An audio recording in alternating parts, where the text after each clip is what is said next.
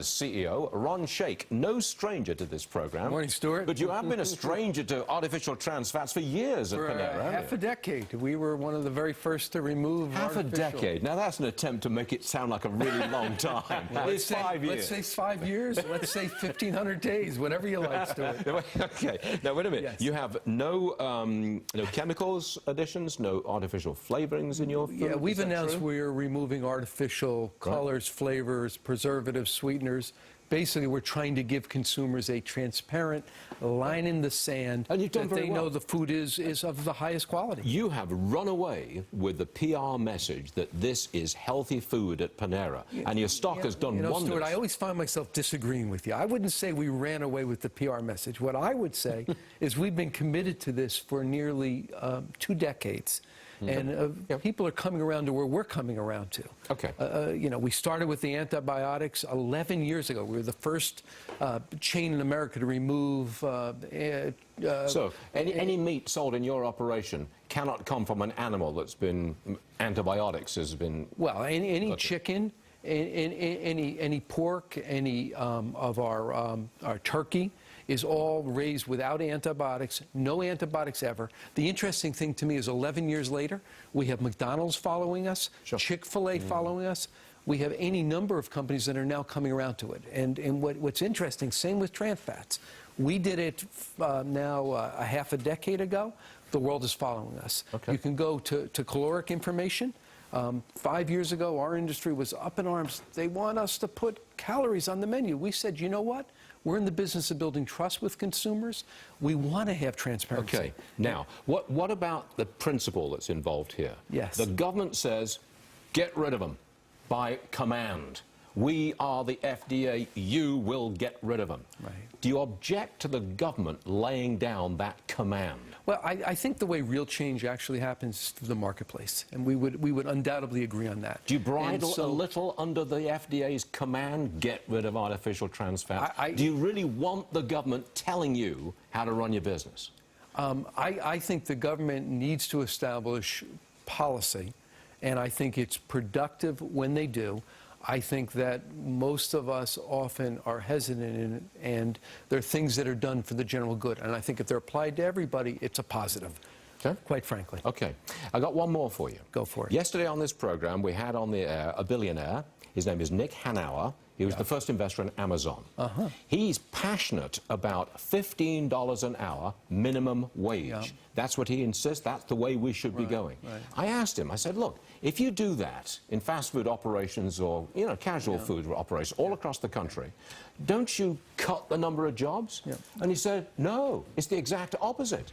You'll get more jobs in fast food operations. Do you agree with him? You know, Stuart, I think last time I was here, we were debating this. I think we were. Yes. The reality is that I support an increase in the minimum wage. I do personally. $15 an hour? I think we can debate what it is, but I support the fact that people need to be able to live in this country on a livable wage. And the spirit of America... Since when? Let me answer your question. Since when has a job as a server, a counter hand at McDonald's, has to be a living wage for an adult with a spouse and kids? We cannot allow folks in this country to work 40 hours a week and live in poverty. It's that simple. We have 1 in 4 children in this country that are growing up without enough food. And do you think... 1 in 6 hours. What kind of country do we want? Will you have more jobs? If you raise that minimum wage, Hanauer said you'll have more jobs overall. Surely you don't believe that. I believe we will have a better society, and I think that we will adjust.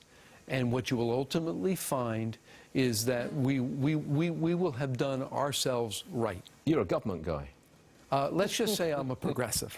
You are? Yes, I don't think I'm a heartless conservative. A progressive? Yes, I think I'm progressive. You're out there on the left?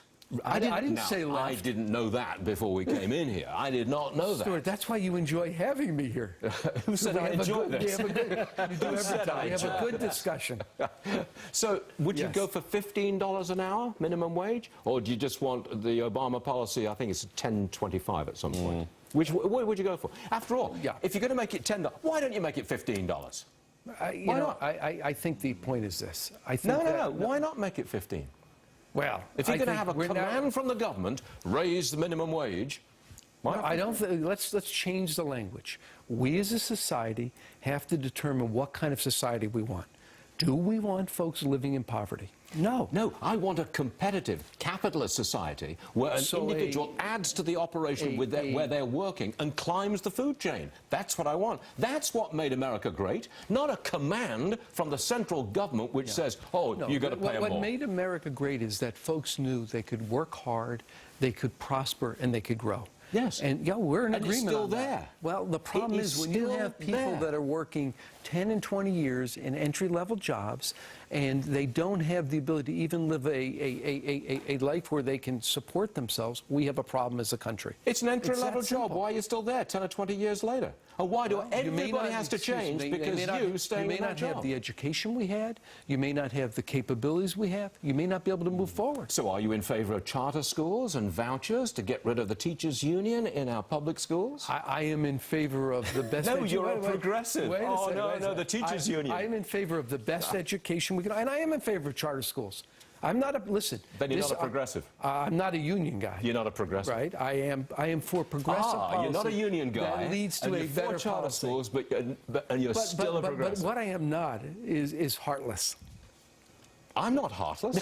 Story. You're implying that I am heartless. I am I've not been saying heartless. this for years. You are heartless. No, I am not heartless. Yeah, what are Free you? competition in Yeah. our society brings out the best We're in you. all for competition. Yeah, it brings right? out the best but in you. that doesn't mean that we literally have the kind of pain we have in this country. It's the government that's So let heartless. me ask you- They're put let me out- ask you a question. I can't. Honestly, All right. I'm not joking. Okay. They're killing me because I've gone right over a hard break. Yes. We're going to spoil the network. But it was a pleasure. It was my pleasure, as ever. Heartless, the progressive. Away for it, Bill O'Reilly.